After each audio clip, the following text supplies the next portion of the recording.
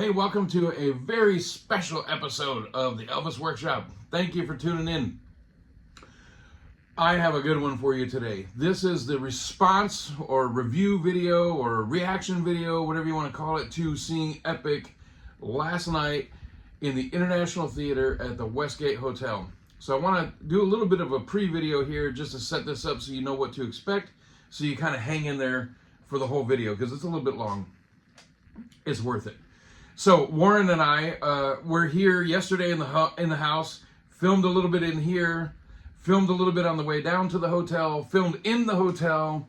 Could not film during the movie, and we wouldn't anyway, but we filmed immediately after the movie. The after party, there was also a memorial for Stump, the drummer for the Sweet Inspirations, if you're running across this and don't know who Stump is. He passed away on January 21st. Yesterday was February 10th. So it's still very new, and there was a celebration of life at the Westgate Hotel last night, so that's included in the video. So I just wanted to kind of set this up. So the video starts off with a bunch of clips of things that I filmed yesterday, and then you get into Warren and I doing a response, a reaction to the video. So there's one thing that I wanted to make a special point of mentioning. Warren mentions this in the video, but I want to say it now so everybody hears it. He took it upon himself yesterday when we were in the theater, when we got our seats. We took up a whole row and a half. There were our whole row, the row ahead of us, behind us, you know. He left a seat next to him empty intentionally and didn't let anybody sit there, and it was out of respect for Stump. Stump was really looking forward to seeing the movie, and he passed away suddenly. He was ill, but we hoped that he had more time. Unfortunately, he didn't. He passed away very, very suddenly, and he was so excited to go see the movie, and he didn't make it. So Warren saved a seat for him in the theater, and I just thought that was just the utmost respect and awesome. So Warren, good on you. And like I said, we're going to mention that. He mentions it later in the video, but I wanted to say it at the front. For those that don't make it all the way through the video, I just wanted to let you know. Anyway, so here we go. So the video is going to start with just clips that I filmed all through the day, and then a little bit of after party, the celebration of life for Stump, and then there's going to be a nice video of me and Warren and I here in the Elvis Workshop talking about the movie. So tune in, hang in there, and let's go. EPiC starts at 6 o'clock. Look at the clock. We're just waiting for it to tick down, tick down. Come on, come on, come on. We need time to pass. We need time to pass so we can go see the movie. It's 2:20. Listen to the dog in the background. Did I ask to be quiet? In anticipation of the EPiC showing, Warren is sitting here doing nothing. That's right. And I play with it. It is, what time is it? 3:30? It's 3:28. 3:28. We have to be at the Westgate at 4 o'clock. We're going to see EPiC. We're on our way. He's seen it twice. I've never seen it. We're ready. We're on our way. We're going to leave here and head down to the hotel. Catch us in a few minutes. See you there. See you there.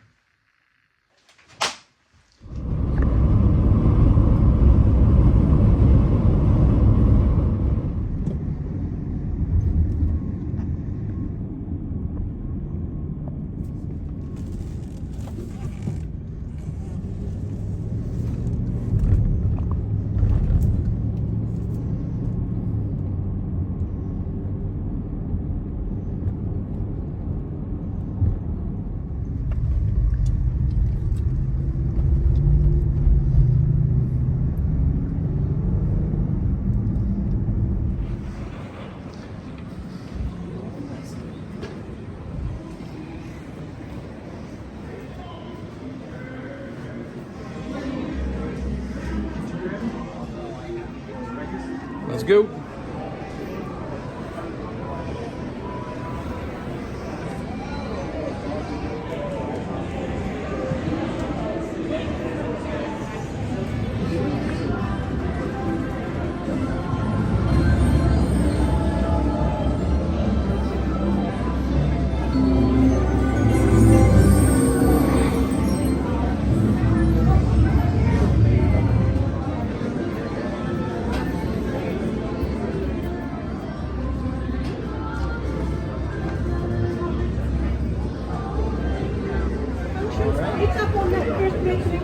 Going in.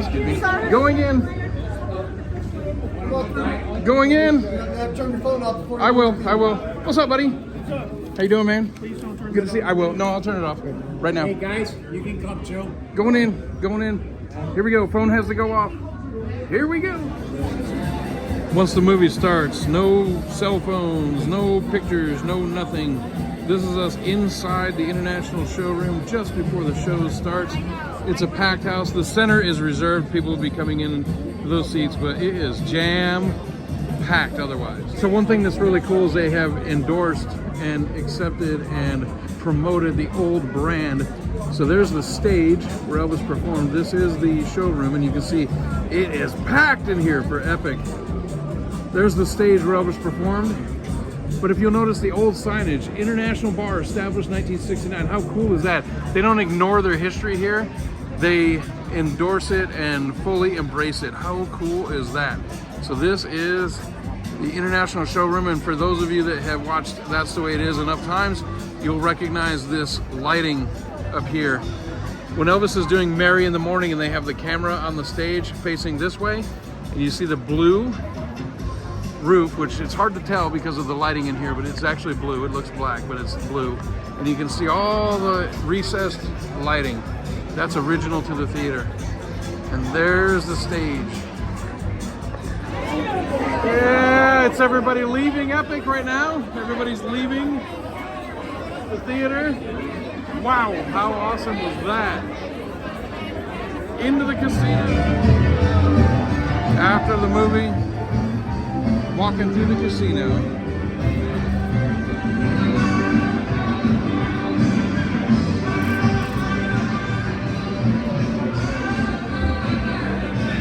After EPiC.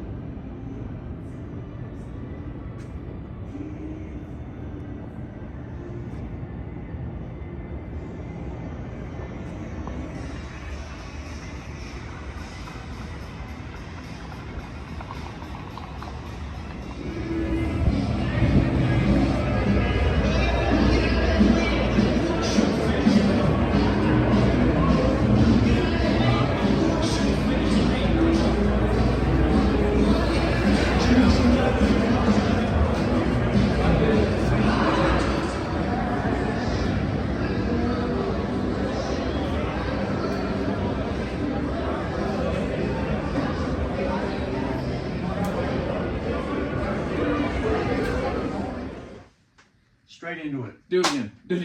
Okay, now we're back. Okay, we saw EPiC yesterday. He's now seen it 3 times. I have now seen it once.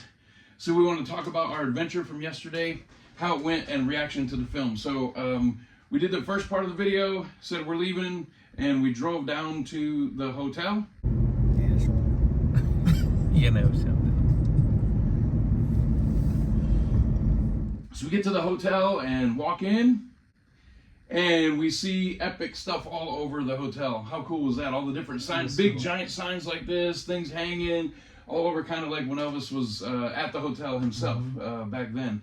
So we went up to the front of the hotel to what was called the International Bar, and we kind of camped out, got us a spot there, waited on people. And I had a few people that didn't show up, but I'm sure that they got in anyway because they were just kind of waving people in. And so then Karen Monroe showed up. She's Stump's widow. And there were some people that brought pictures of Stump, which was really nice. And we brought his photos that he would sign for people, and we put all those out on the table. And we kind of had a little celebration of life for him. Like I said the other day, it was going to be very informal. It wasn't any professional thing. It wasn't, arranged with the hotel or anything. But we had a table that was basically a memorial for him. And later in the evening, let me skip way ahead to the end, and then we'll come back. Later in the evening, Cole, who was doing a performance there, who knew Stump, stopped the show and talked a little bit about Stump and had Karen come up and talk. Stump would fill in for Ronnie Tutt. He actually got to play drums for Elvis. And this young lady right here was his wife. Ladies and gentlemen, this is Karen.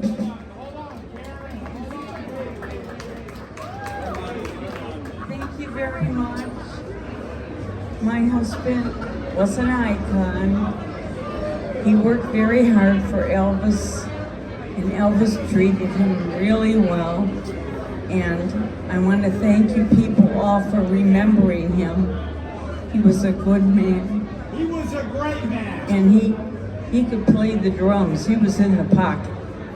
He was a pocket drummer. Yeah. Karen, I gotta say, he wasn't just an incredible drummer. This guy had more cool in his pinky than about anybody I've ever met in my life. That's true. He was a cool dude. That's right. Always dressed flashy. Always. Very nice to everyone. Nothing but love in that man's heart. Thank you, Stump. Ladies and gentlemen, choking me up a little bit. We'd like to dedicate our performance up here tonight to Jerome Stump Monroe. Put your hands together for him, everybody. Love you, Karen. Thank you so much. So we had a nice celebration of life for him, and we're going to do another one on the 21st here at the house. And during his performance, they launched into My Babe, which was They Stump's dedicated it to him. favorite song. So, Yeah. They dedicated that was it to really him. cool. My baby don't stand up fooling my baby. Oh no, she don't stand up fooling my baby. Oh no, she don't stand up fooling. She don't stand none of that midnight fooling my baby. Ooh, little baby, she's my baby. So we get there, and we hang out at the table for a little while, and just start seeing people after people after people that we know. And it was just so cool to have this big group of all these people together, all there for the same reason, and everybody was having a freaking blast. It was so much fun. And then it was about movie time. Yeah, and we lined up for the movie. The line went through the casino into a second casino, way down almost to the parking lot. It was to the sports book. If you've been to the Westgate and you know where the sports book is, how far away it is from the showroom, we were in line in the sports book. That's how far away we were. We did not expect that, because people kept saying, hey, don't you guys want to go line up? And we're like, nah, we're here at this table just having a good time, and we're hanging out. Like, we'll get in, it'll be all right, because we're expecting the line to come towards us like it does in the movie. That's the way it is. But they didn't. They came out of the front of the showroom and turned it that way. So we were not aware that the line was growing and growing and growing until somebody came and said, hey, do you know that the line is all the way to the sports book? We're like, holy crap. So run over there and got in line. And I waved as they went by, because I got in the line a little Yeah, they're like, look at those idiots going by. Anyway, but we got exactly seated exactly where we wanted. So it was okay. So we go in and we sit down and we found, you know what, I was going to grab the tickets. I'll just put them up on the screen. We got these tickets. On each seat was a ticket, and they had several different colors of them. And they had a throwback look to like a 70s looking ticket. It was an advertisement for that show on that night. So that's pretty cool. I went and grabbed a couple of extra ones, and I know you did too. Yeah. And anyway, so then the movie, we're waiting and waiting and waiting, and finally it's showtime. Yeah. So the movie starts. There was no trailer, no nothing like that. The editor of the film was there. Baz Luhrmann was somewhere else the day before on the other side of the world. So he went to Paris. Yeah, because I thought he was maybe going to be here for this, but he was literally on the other side of the world the day before. So I knew he wasn't going to be. And so the editor of the film was there, and he was very soft-spoken and quiet, which is odd. It was very hard to hear. He had a microphone, and he was on the stage talking, but he was so quiet, it was kind of hard to hear him. But it was a labor of love for him, and he talked about how many years they worked on this thing. Yeah. And it was great. So we want to kind of talk about the movie a little bit without spoilers. So obviously the picture quality is amazing. The sound is amazing. There's one thing that really struck me, and again, no spoilers, but you know this, and you're going to expect this anyway, so I'm not ruining anything. when they show him rehearsing, Elvis rehearsing in either the studio or on the stage, the sound is at one level. But then they'll flip, so he'll be rehearsing, and then they'll flip it, and it shows him doing the same song, but then now live in concert, and it goes up like 10 notches, and it like parts your hair. Yeah. And it's just the band just hits you right in the face, and it just blows you away. It's amazing how the sound difference is to where it's just him on the mic singing and the band is playing. They're doing their part, but they're just kind of going through the motions, preparing to the actual live show where he's in the stage attire and he's just giving it his all. And that was so amazing. I will say 3 songs. I really loved what they did. And again, I'm not going to tell you. There's nothing super duper secret or special, but it's just Burning Love, Suspicious Minds, and Polk Salad Annie were my 3 favorite performances. And what they did with them, and you'll see it when you watch it. But it was amazing. One thing about the picture quality, it is so amazing.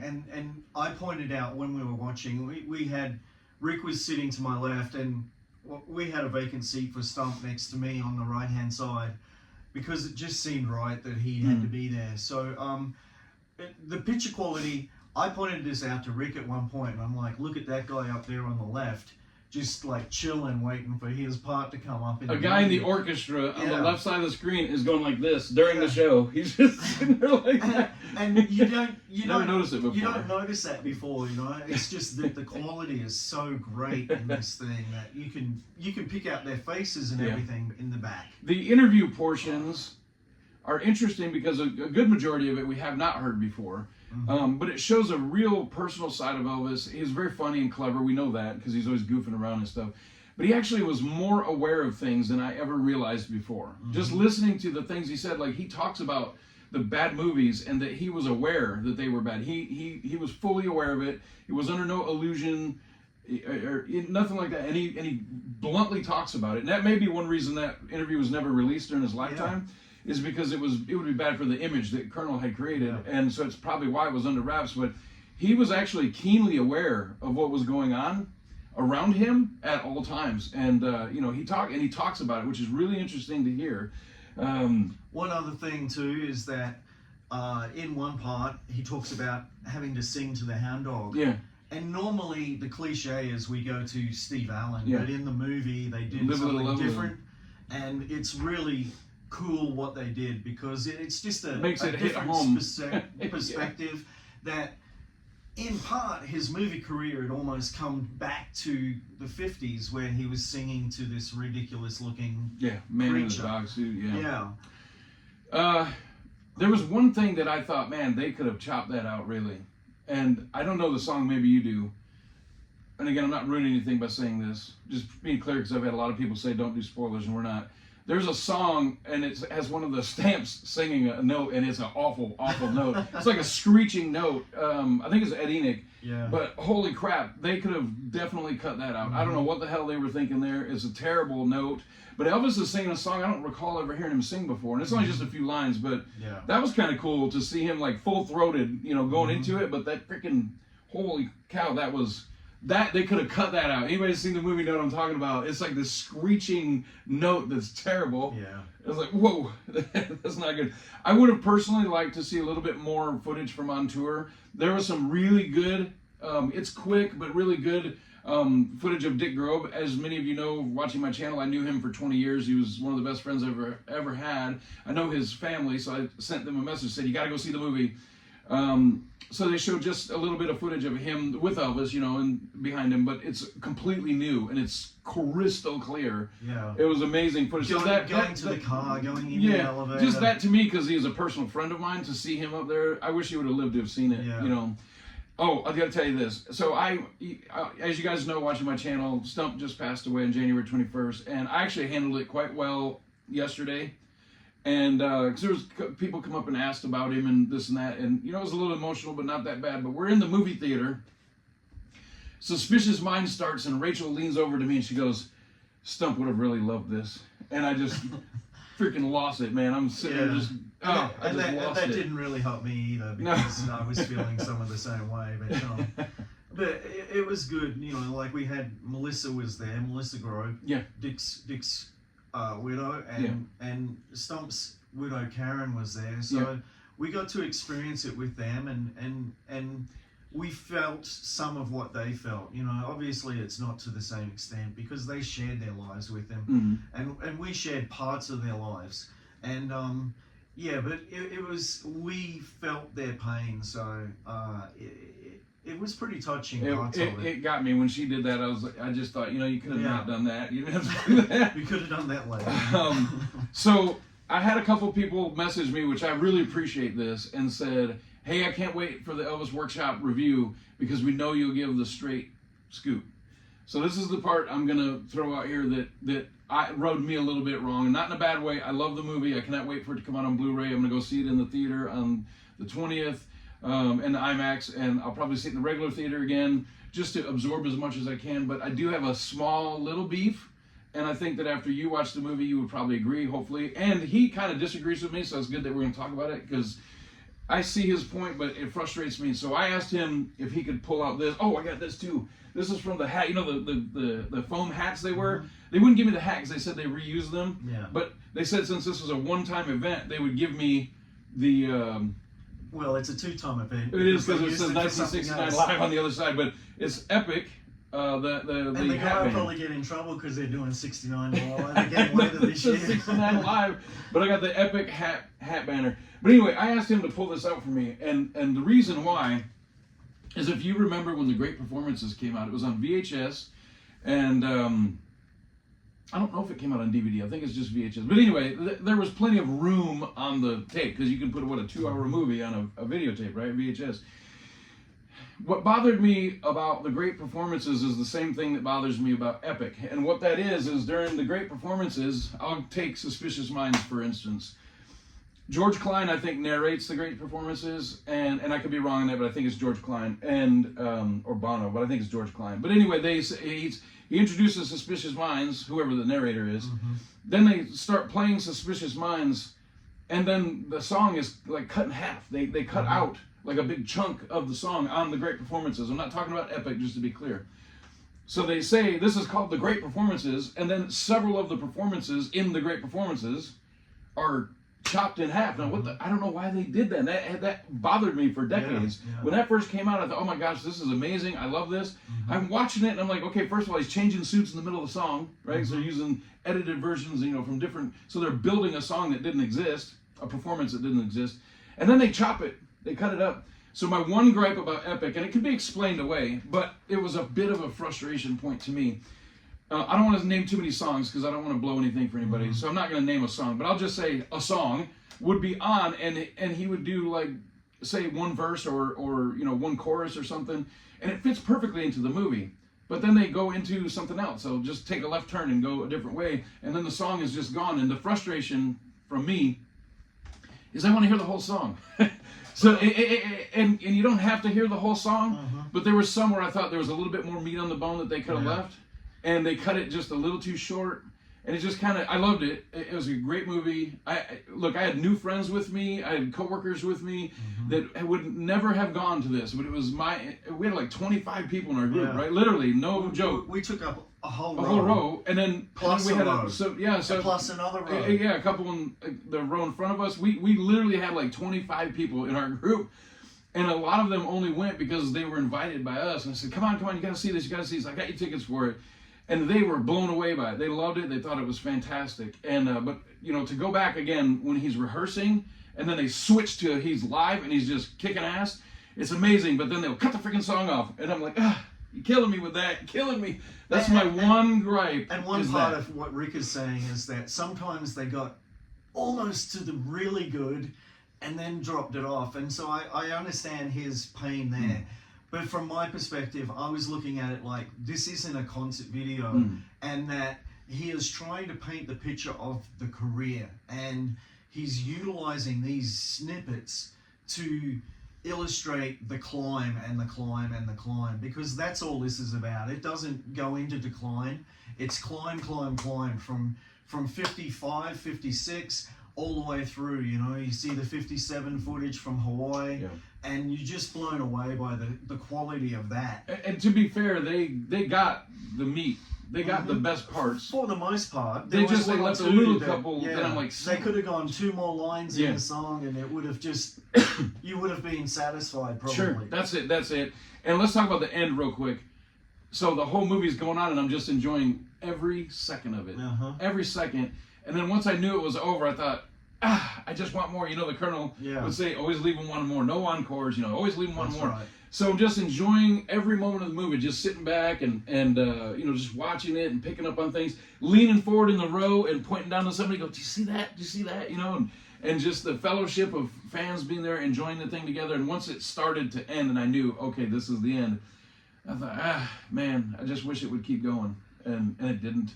Although they have stay for the Stay after the credits, because there is a few snippets left. So the credits come up, and like 30 seconds into them, they show some more stuff, then more credits come on. So once that chunk of short footage goes, you can get up and leave. There's nothing after that. But make sure you don't get up immediately and leave. There's more stuff.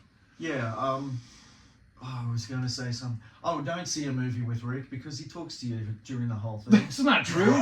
That's not He's true. like, did you see that? Did you see that? And I'm like, dude, I've seen it twice already. No, it was great. It was great. Having said, okay, I've seen it twice already, I'm planning, time permitted, I'm planning to come back next week. I'm going to see it in Seattle on Wednesday. Oh, perfect. Then I'm hoping to see it here on Friday and Saturday night on IMAX, and then it goes to the smaller screen, which I've just seen it on already. And it will be different too, because we have to remember that where I've seen it has been the Graceland Guest House, and also here, and they're both venues that are set up with soundboards. So there's a guy mixing this a little bit, and he can play with it. He's probably got a chart that sets out, okay, these are levels, but you can play with it up or down, you know, like 1 or 2 points.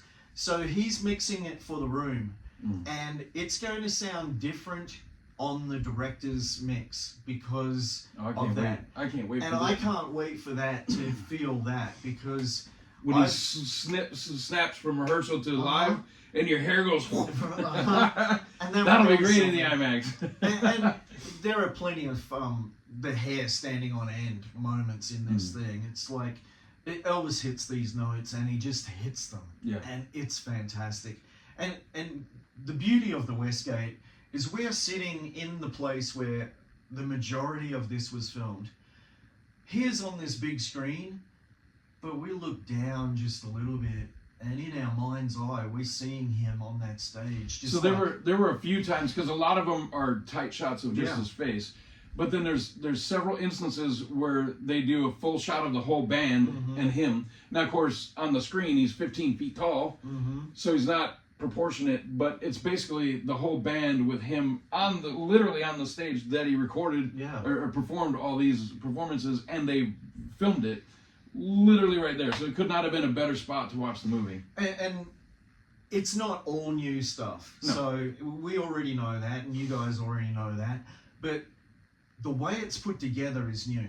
And the picture's cleaned up, and the fresh. sound is cleaned up. It's like seeing some of the old footage just fresh, like it's just come out of the wrapper. Well, I'll give you an example. I've got a picture over there of me on the horse the day that Elvis died, and that picture is from August 16th, 1977. Over these 5 decades, the color has faded, and you know, it's kind of washed out a little bit. And I took that picture and I put it into ChatGPT and just said, hey, fix this up. And it like brought it back to life. I can see all the colors in my shirt, everything about it. I can see like the picture was taken yesterday. And that's what they've done. So yes, there is a good amount of footage in the movie that we are familiar with. But it's like seeing it for the first time. It really is. They've cleaned up the picture so much. The sound is clear. And like he said, the guy back in the orchestra, he's literally going like this. During the show, he's sitting there with his hand up on his face, just waiting for his part. We've never noticed that before, and that's footage that we've had access to. And we just didn't notice it before. Then the guy in the crowd who's going crazy. Yeah. And then they show a shot of him, and you can see him in the crowd still doing it. Yeah. And that was pretty cool that they were able to match that. So even though there's redundancy, it's basically like seeing it new because it's so fresh. So I give it a 9.5 out of 10. The thing about it too is it's Baz Luhrmann has done his magic, but this is Elvis. This isn't an actor playing Elvis, which has been what we've had for so many years now. This is Elvis, and this is Elvis telling the story and doing everything that we know he can do. And very honest too. Yes. There's things that he says, and again, I'm not going to say anything, but there's things that he says from an interview that was never released, and it's bluntly honest. I mean, he says, look, part of the problem was me. That's what, you know, I'm paraphrasing, but he basically says part of the problem was me with the mediocre movies, and he's like, look, I was under contract and I was doing stuff I didn't even want to do. I didn't even believe in it, and I had to do it. And I'm not busting anything open. That's in a Rolling Stone article that I read today. They quote him in it, but he's very keenly aware of his surroundings, what's going on, what had already occurred. He was very aware of it, which was eye-opening to me, because sometimes I wondered if he really saw the bigger picture or knew what was going on. He was crystal clear about what was going on. After you hear him talk and what he says and how he says it, you know that he was paying very close attention, way more than I ever thought. I actually learned a lot from this movie because I didn't know that he was that focused into it, and he was. And he may have faded on that later in the years, but at that point, 1972, he was razor sharp and paying very close attention. Yeah. So. And to his point, I give it probably a 9.5 as well. It's really that good. That screeching note, they could have cut that out. Yeah. And trimming the songs just a little too short on the front end or the back end got me a little bit. Other than that, what is there to say that's not good? It's Elvis. And again, it's not built for you and I. No.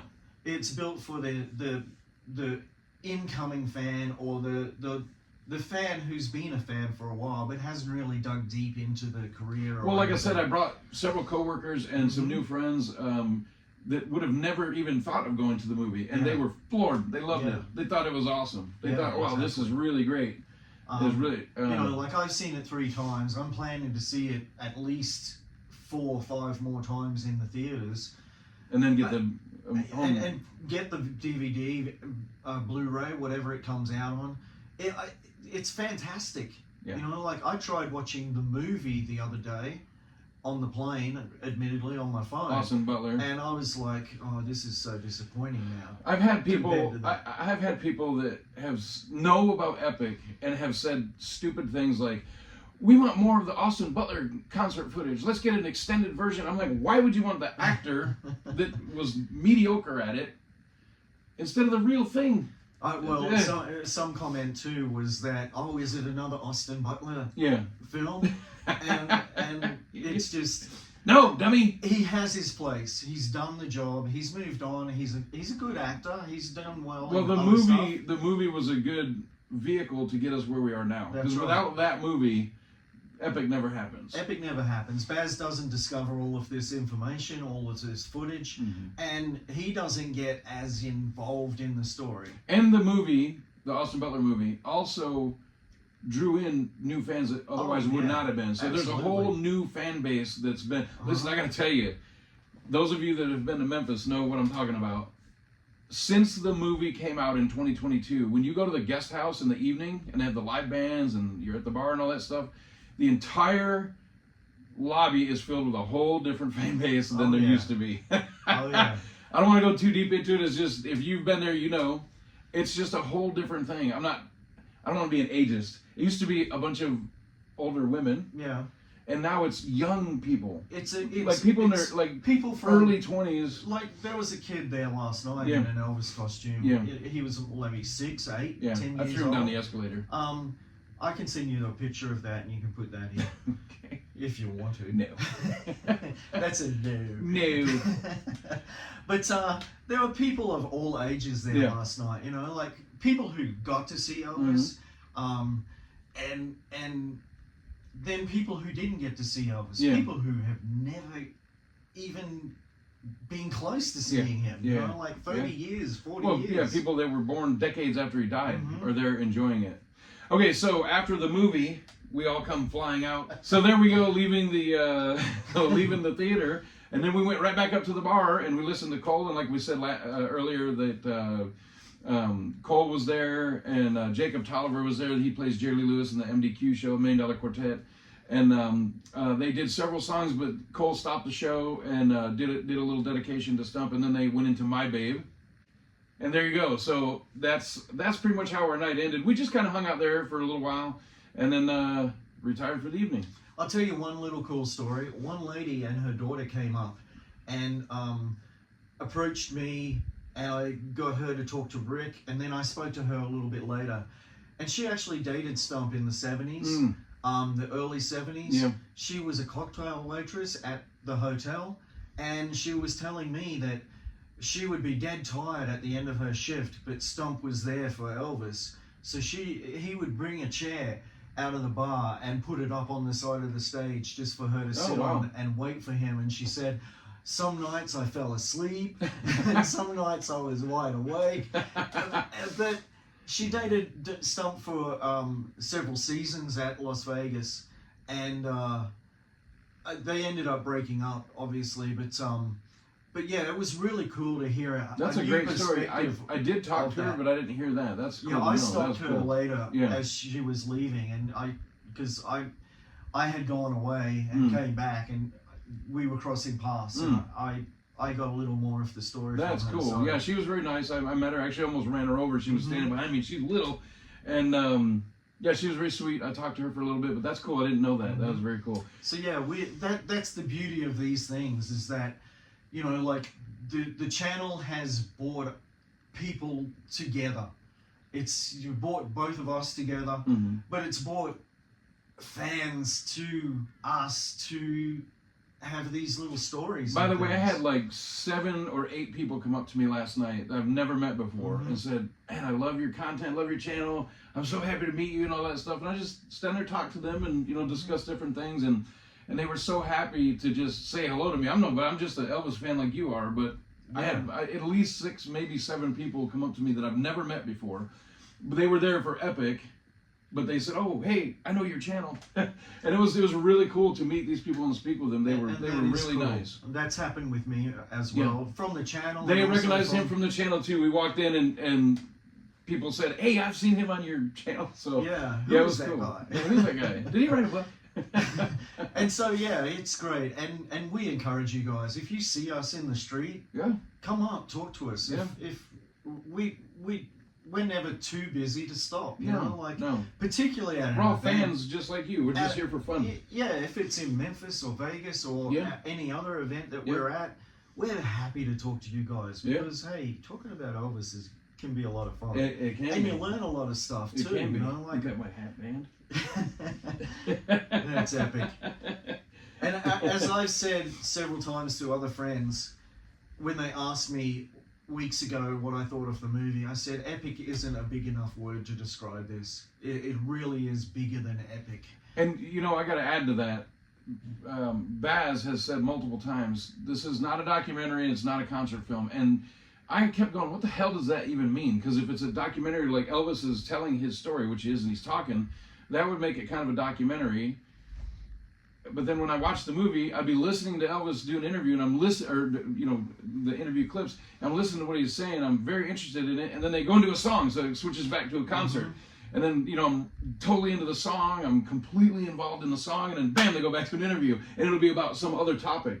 So when Baz says it's not a documentary and it's not a concert film, that was confusing to me until I saw it. So it's not. That's kind of my gripe too, a little bit, is that it cuts the songs up, and they do interview song, interview song, interview song, and it flows very nicely, but it kind of does a full stop every once in a while and kind of throws you off. But the more I watch it, the more it'll make sense. It's not a movie that you can just watch one time. You have to watch it multiple times. I've only seen it once, but I already know. You have to watch it multiple times before you're going to say, aha, I get it now. It's just that deep of a movie. Exactly. And the beauty of it too is we've had, not to knock it, the 68 special, we've had enough of that for a while. And it's touched on very lightly in this movie. Yeah. And the focus is the 70s. Yeah. So I read something this morning that actually about that topic with the other direction. Baz, and I did not know this till I read the article today. There's a Rolling Stone magazine article about the movie. You should go read it. And I don't endorse Rolling Stone because I don't like them, but go read the article. Baz was actually offered the CBS TV special footage to use in this movie. And he said, I can't remember the exact word, I'll put it on the screen, but he basically said his body was toxic or something to that effect. I can't remember, but it'll be right here. And he said, I don't want people to remember that. He said, I want people to remember what's in the movie, not the end. And he said, I didn't want to also repeat what we did in the Elvis movie. The 77 special? Yeah. They gave him access to the CBS tapes. And he said, I didn't want to redo what we did in the Elvis movie with Austin Butler, how they ended the movie with Unchained Melody. He said, I don't want to repeat myself, so we didn't do that for that. But he said Elvis's body was trashed, essentially. And he said, I don't want to put that on the screen and have the people see this over here and then this. And he said that it would have poisoned the movie. So they said no, but they were actually granted and given access to the CBS tapes, and he said no. And I think that's the right move. To that point, afterwards, when we were talking to people, a couple of people actually mentioned that to me. That they were so glad that he didn't go beyond on tour. He could have gone to Aloha because the only mention of Aloha, he died. The only mention of Aloha in the whole thing is what you see in the trailer, where it shows all the different pictures flicked on the screen. Yeah, and then he does that little smile. They literally show like a picture or two from Aloha, and that's it. That's the only reference to Aloha. Yeah. So they hard stop at 72. Yeah. And but I found it interesting to find out today. I just found that out today that they actually were granted access to and had the ability to use the CBS tapes, because it's always been a no. It's always been a hardcore no.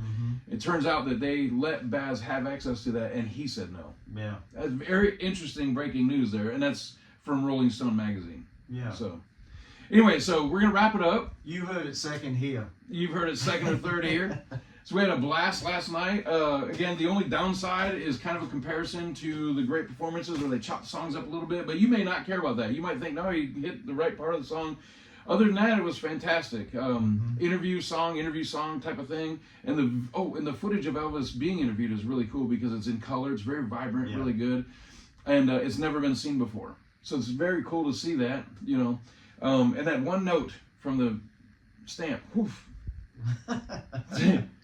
Wow. Yeah. Anyway, wrapping up. Any thoughts? No, just go and go see it and make up your own mind. Yeah. You know, like we're just two fools telling you what we think. And don't do spoilers. If you're gonna tell people about it, just tell them to go see it. Don't put any. Hey, they did this and then they did that.